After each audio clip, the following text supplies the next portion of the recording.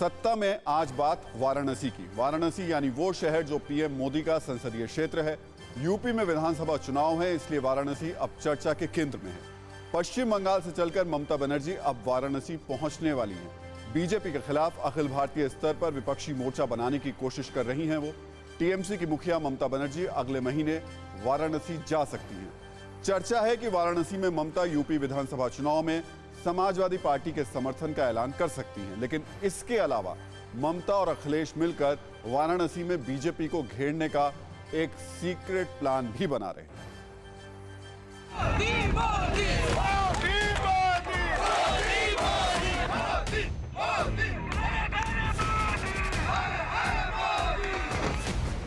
वाराणसी वो शहर जो धर्म और संस्कृति का प्रतिनिधित्व करता है, वो शहर लोकसभा में जिसका प्रतिनिधित्व पीएम मोदी करते हैं।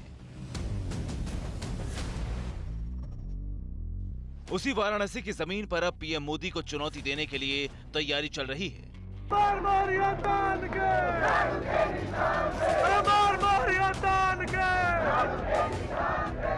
जैसे 2014 में अरविंद केजरीवाल ने वाराणसी से चुनाव लड़कर पीएम मोदी के खिलाफ विपक्ष का बड़ा चेहरा बनने की कोशिश की थी, वैसे ही 2024 में विपक्ष का चेहरा बनने के लिए ममता बनर्जी वाराणसी पहुंचने वाली है।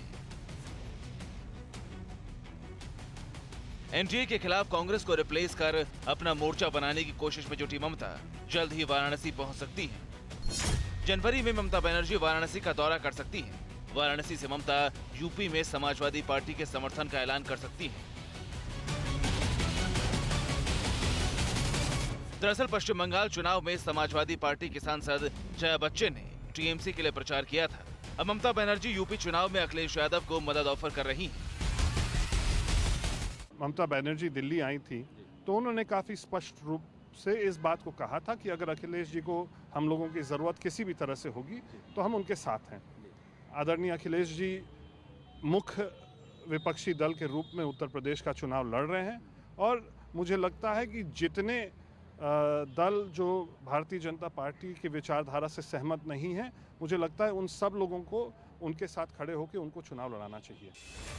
एनडीए के खिलाफ अपना मोर्चा बनाने में जुटी ममता बनर्जी चाहती हैं कि यूपी में समाजवादी पार्टी उनके साथ है। इसीलिए अखिलेश का समर्थन कर ममता जताना चाहती है कि समाजवादी पार्टी ही यूपी में बीजेपी के खिलाफ मजबूत विपक्ष है और ये मजबूत विपक्ष ममता के साथ है।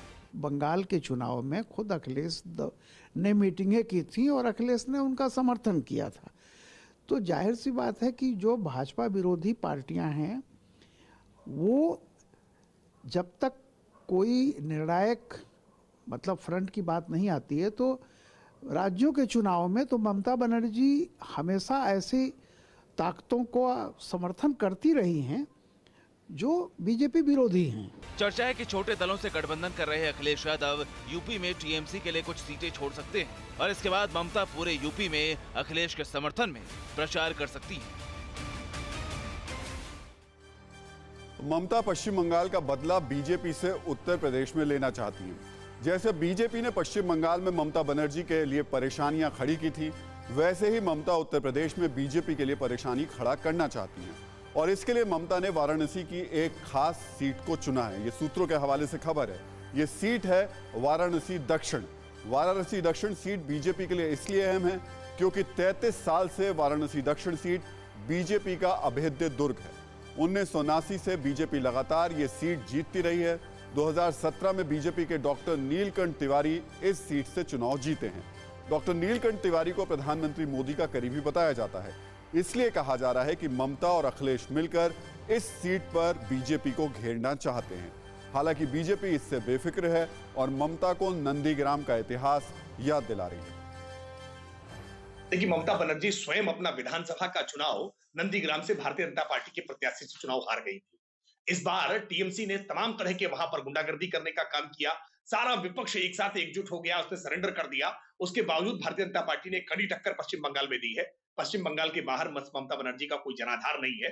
वो उत्तर प्रदेश में कितनी भी कोशिश करें, उत्तर प्रदेश की जनता भारतीय जनता पार्टी के साथ है, नरेंद्र मोदी जी के साथ है, योगी आदित्यनाथ जी के साथ है। परवाह देश की, सोमवार से शुक्रवार रात 10 बजे TV9 भारतवर्ष पर।